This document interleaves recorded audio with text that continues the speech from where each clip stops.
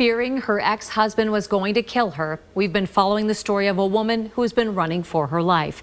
Now she's hoping to help other women in our state stay safe. Tulsa's investigative reporter Janet Clark shows us the woman faced her ex again in court just last week. Here's Janet's follow-up Fox 23 investigation. When he recently walked into McIntosh County Court, Richard Phillips didn't want us to get video of him. He covered his face. But he couldn't hide from the charges he faces here for kidnapping this woman, Victoria Colbash, plus 2 gun-related charges. Victoria had to face him again in court.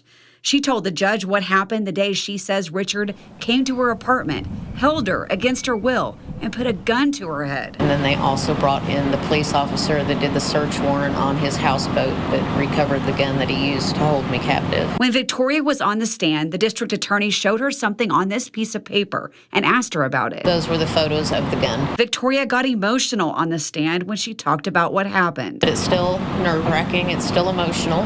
Having a gun to the back of your head changes you. Victoria married Richard, the Navy veteran, in 2022. She thought he was a great guy at first. Victoria says at one point he kidnapped her and she got away. She filed this protective order against Richard, then fled to Missouri, but it didn't take long for him to find her.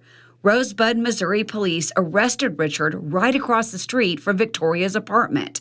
He had a sawed-off shotgun and a box of ammunition. In her first interview with me on Zoom in 2024, she told me about the day Richard went to jail in Missouri. I have no doubt he was going to kill me. He'd already told me that he had saved $7,000 and he was going to the Philippines. You think he was going to kill you and then go to the Philippines to try to hide? Yes. After he heard what Victoria testified on the stand and listened to the evidence, the judge decided he'd heard enough to move toward a trial. I'm a little disappointed on some of the facts that we're not allowed to bring into the case, but I have full confidence and faith it'll be taken care of. Victoria says she's confident she's not Richard's first domestic violence victim. After you did the first report on me back in October, I've had people reach out to me, women that he's dated, women that he's been married to, and every one of them has a terror story where he's traumatized them, he's hurt them emotionally, mentally, physically. Several years ago, one of Richard's former wives filed this protective order. She asked me not to use her name. She wrote this about Richard. Richard has continued to stalk and harass me. He's threatened me with my life. I have no problem with taking a lie detector test, so long as I'm alive to do so. When I asked her if she would do an interview, she wrote, I still have to live in Oklahoma. I might be more willing to be in the spotlight, so to speak, if he hadn't broken my teeth when he punched me in the face. He got off scot-free, so that's why she's scared to come forward. The system failed her. And it's just a cycle with this man that needs to stop. Victoria also heard from Katie Shepard, and so did I. That was probably one of the most scary things I've ever been through in my life. Katie lived with her mom, Pamela Hall, and Richard up until 2018 when her mom died. Katie believes Richard may have had something to do with her mom's death. The medics said Pamela died of a heart attack.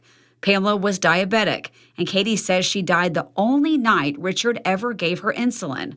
Plus, Katie found out he'd taken an insurance policy out on her mom before she died. Did you confront him about it? As soon as he said he took life insurance out, I said, you killed her. You had to have. There's no way that you took life insurance out on her shortly before she dies on the only night you give her insulin and you didn't do anything to her. But instead of telling me, no, I didn't do anything to her, I promise, he insults me. He gets defensive, starts saying anything and everything he can to hurt me. Bixby police opened an investigation, but say right now there's not enough evidence to file any charges against Richard for Pamela's death. I just want to do everything I can to make sure he doesn't do this to someone else. Victoria says she will go to court as many times as she has to. It's very important to me to make sure he is held accountable and that he doesn't hurt anybody else. It's not just about me anymore. It's about all the women of Oklahoma. Victoria recently learned that almost half of women in Oklahoma will report domestic violence in their lifetime. In 2024 alone, 122 Oklahoma women died at the hands of their abusers. I've got 8 beautiful granddaughters, 2 beautiful daughters here. The thought of them having to go through what I've been through, and then the state of Oklahoma failing them and their laws not protecting them, it's not acceptable to me.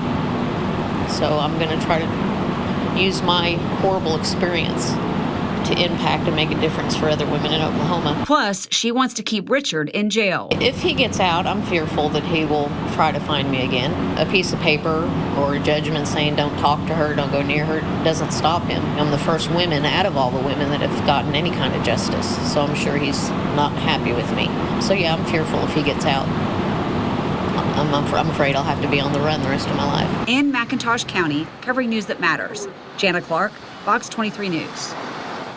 We tried to talk to Richard at the courthouse, but his attorney told us Richard did not want his attorney to make any statements for him about his charges. Richard is supposed to go back to court September 18th. He'll have the chance to plead guilty or not guilty. Do you have a tip or issue that you think Jana Clark should investigate? Let us know. Email Fox23 Investigates at fox23.com or call 918-388-5354 or search Fox 23 Jana Clark on Facebook.